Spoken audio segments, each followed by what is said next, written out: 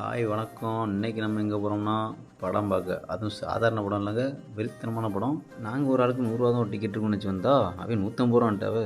சரி என்ன பண்ணு, இருக்க சில்லறையெல்லாம் அப்படி இப்படின்னு பிறக்கி ஏதோ ஒரு டிக்கெட்டை வாங்கியாச்சு. என்ன மாதம் நம்ம என்ட்ரி கொடுத்து தியேட்டருக்குள்ளே போனோம்னா உள்ளே இருக்கான்னு கொஞ்சம் லேட்டாகவும் தம்பிலாம் வெளியே போங்கன்ட்டாவே. தமிழ் சினிமாவில் எனக்கு ரொம்ப பிடிச்ச படம்னு சொன்னால் இந்த அமரன் படம் தாங்க.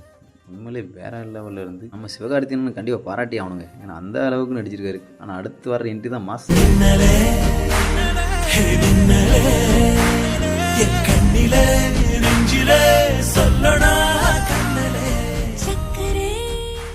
இதோ உங்களுக்கு